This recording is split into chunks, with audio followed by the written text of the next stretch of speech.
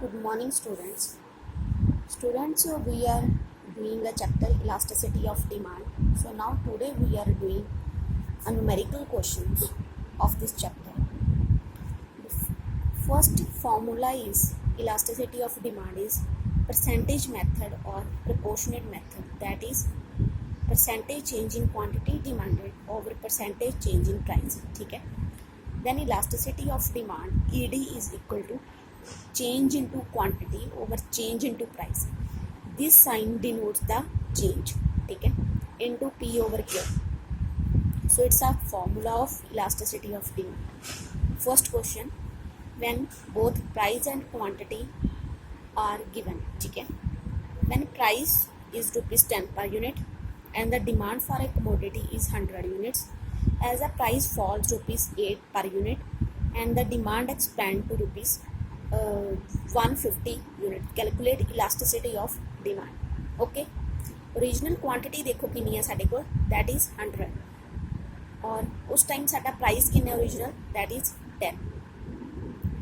At the price fall, वो कहते जो प्राइस साडा फॉल होंदा इट मीनस न्यू प्राइस साडा कितना बन जाता है, दैट इज़ 8 और न्यू क्वांटिटी उस टाइम कितनी होंदी है, दैट इज़ 150. और हुण असीं देखांगे चेंजिस कितना आ रहे हैं, new quantity minus original quantity, 150 minus 100 that is 50 unit and the new price minus original price that is minus 2. 8 minus 10 is minus 2. Price elasticity of demand formula is change into quantity over change into price into P over Q. Formulas ਦੇ according ਅਸੀਂ values ਕੀ ਹੈ ਉਹ ਪੁੱਟ ਕਰ ਦਾਂਗੇ, ਠੀਕ ਹੈ, ਔਰ ਇਹਨੂੰ ਸੋਲਵ ਕਰਕੇ ਸਾਡੇ ਕੋਲ ਆ ਜਾਏਗਾ -2.5. ਇਲਾਸਟਿਸਿਟੀ ਆਫ ਡਿਮਾਂਡ ਕੀ ਹੁੰਦੀ ਹੈ, ਲੈਸ ਦੈਨ 1 ਹੁੰਦੀ ਹੈ, ਠੀਕ ਹੈ. ਇਹਦੇ ਵਿੱਚ ਸਾਡੇ ਕੋਲ ਕਿਉਂ ਆ ਰਹੀ ਹੈ, ਕਿਉਂਕਿ -2.5 1 ਤੋਂ ਕੀ ਹੈ, ਹਾਈ ਹੈ, ਠੀਕ ਹੈ. So it's a highly elastic demand, that is -2.5.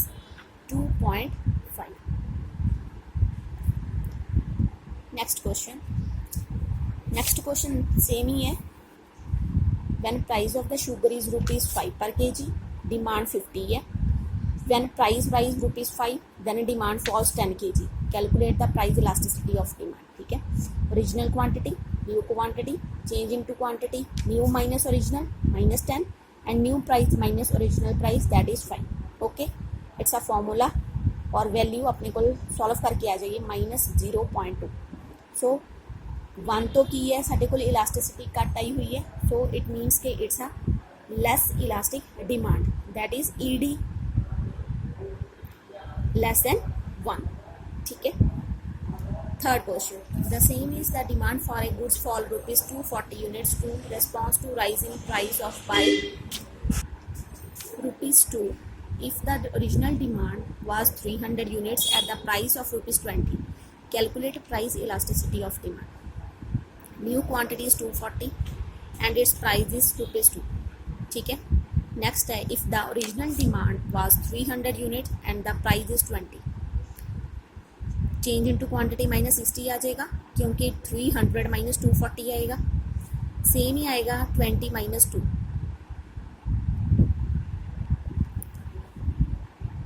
20 - 2 नहीं आएगा क्योंकि rise in price change into P 2 दिता हुआ है, दैट इज राइज होया है, ये प्राइस ऑलरेडी चेंज होके सानू मिलिया होया, ठीक है.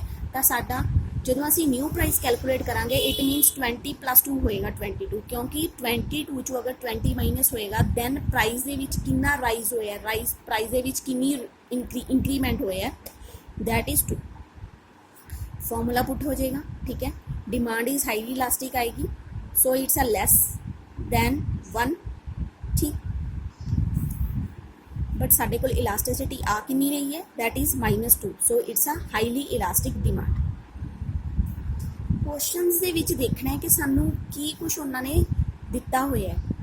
ਗੁੱਡਸ ਫਾਲ ਦਿੱਤੀਆਂ ਹੋਈਆਂ ਨੇ ਬਟ ਉਹਨਾਂ ਨੇ ਨਾਲ ਹੀ ਕਿਹਾ ਕਿ rise in price, it means ਕਿ ਪ੍ਰਾਈਸ ਸਾਨੂੰ ਓਰੀਜਨਲ ਨਹੀਂ ਦਿੱਤਾ ਹੋਇਆ, ਓਰੀਜਨਲ ਪ੍ਰਾਈਸ ਤੋਂ ਬਾਅਦ ਚੇਂਜ ਤੋਂ ਬਾਅਦ ਸਾਡੇ ਕੋਲ ਉਹਨਾਂ ਨੇ ਆਲਰੇਡੀ ਇਨਕਰੀਜ਼ ਕਰਕੇ ਸਾਨੂੰ ਪ੍ਰਾਈਸ ਦੱਸਿਆ ਹੋਇਆ, ਠੀਕ ਹੈ. ਸੋ ਇਹ ਚੇਂਜ ਕਰਕੇ ਸਾਨੂੰ ਪ੍ਰਾਈਸ ਉਹਨਾਂ ਨੇ ਚੇਂਜ ਪ੍ਰਾਈਸਿਸ ਦੇ ਵਿੱਚ ਚੇਂਜ ਦੱਸੇ ਹੋਏ ਨੇ, ਠੀਕ ਹੈ.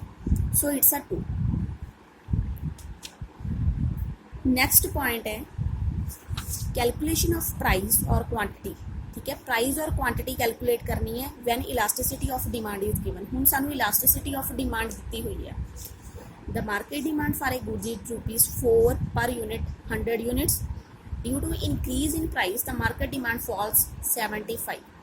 Find out the new price if the price elasticity of demand is -1।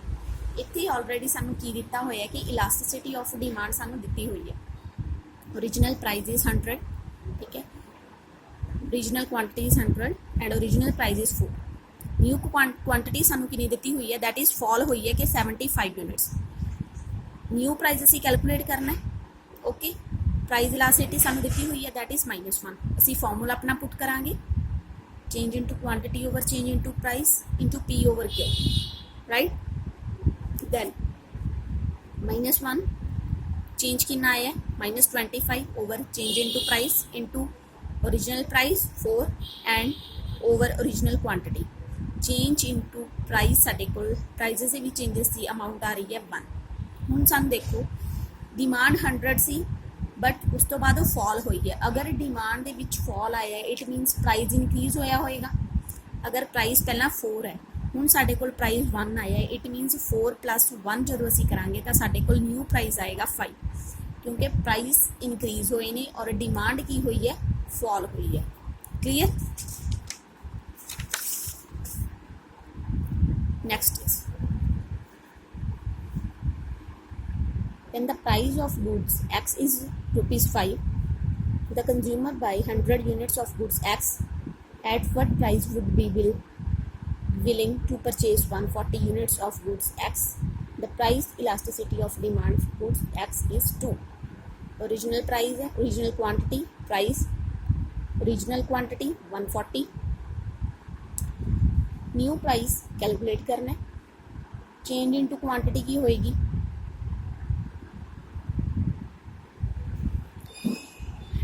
Elasticity of demand 2 है।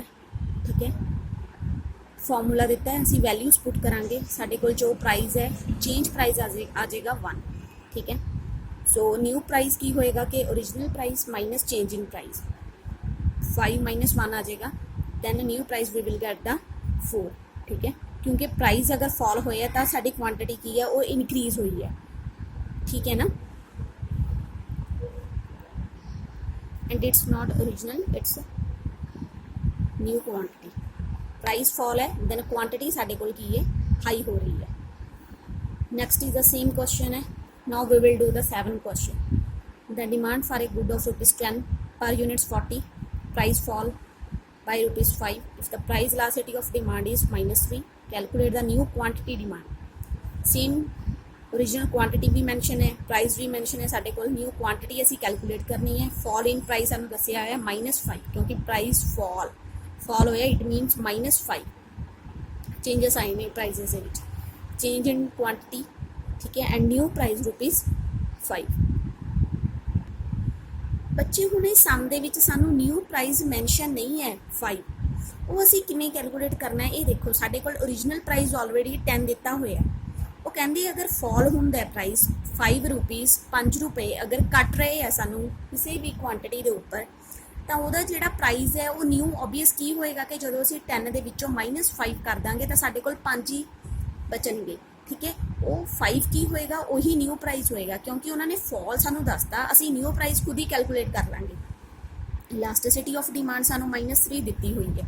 ठीक है, इदा फॉर्मूला हो जाएगा, फॉर्मूला असी पुट करांगे, साडे कोल जिहड़ी है चेंज इनटू क्वांटिटी 60 यूनिट आई है। ठीक है, न्यू क्वांटिटी असी अगर कैलकुलेट करनी है original quantity plus change in quantity दोनों प्लस कर देंगे, साडे कोल 100 यूनिट्स न्यू क्वांटिटी आ जाएगी same.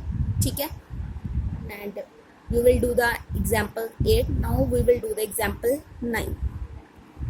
When the price of a commodity falls, इत्थे भी सिर्फ उन्होंने फेयर दिता होया कि fall, it means a change सानू दस रहे हैं। ठीक है, ₹2 पर unit, its quantity demand increased by 10 unit, its price elasticity of demand is -1, calculate its quantity demand at the price before change which was ₹10 per unit। increase in quantity सानू कितनी दस रहे हैं, वो 10 यूनिट्स। ठीक, increase in quantity original price कितना है 10, original quantity असी कैलकुलेट करनी है, fall in price already mention कर चुके हैं -2 हो चुके हैं, न्यू प्राइस असी कर लांगे 8 - 2 10 - 2 8 आ जाएगा। इलास्टिसिटी ऑफ डिमांड मैंशन है, फॉर्मूला पुट होएगा, quantity demand at price before change साडे कोल 50 यूनिट आ जाएगी। बच्चे ਇਹਦੇ ਵਿੱਚ ਸਾਨੂੰ ਕੀ ਹੁੰਦਾ ਹੈ, क्वांटिटी ओरिजिनल प्राइस असी क्वेश्चन दे विच ये देख लेनी है कि सानू की मैंशन किया हुआ है, ठीक है। और असी जो चीज़ साडे कोल ऑलरेडी मैंशन है और उहदे विचों असी की फाइंड आउट कर सकते हैं। जिवें इत्थे सिर्फ सानू ओरिजिनल प्राइस मैंशन है और फॉल इन प्राइस दिता हुआ है, असी न्यू प्राइस खुद अपने आप कैलकुलेट कर सकते हैं, ठीक है। एक ही आ जाएगा साडे कोल इलास्टिसिटी ऑफ जिहड़ा उन्होंने ओरिजिनल जो क्वांटिटी है साडे कोल 50 यूनिट्स आ जाएगी। So example 10 is the initial demand for a commodity is 80 unit. The demand falls by 4 unit due to rise in price ₹10. The price elasticity of demand is 1.5. Calculate the price before change in demand.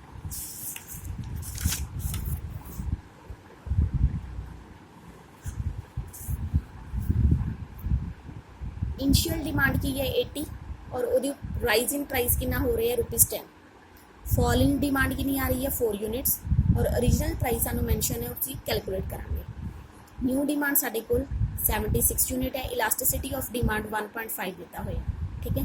ये नाल साडे कोल ₹300 की है original price आ जाएगा, ठीक है। Price before change in demand, क्योंकि साडे कोल rise in price already mention सी, ओरिजिनल प्राइस साडे कोल मैंशन नहीं सी, ठीक है। और इनिशियल क्वांटिटी और फॉल इन डिमांड साडे कोल ऑलरेडी है, तो असीं इहदे विचों माइनस करके न्यू डिमांड कैलकुलेट कर ली, ठीक है। Then we will get the price before change in demand, that is original price is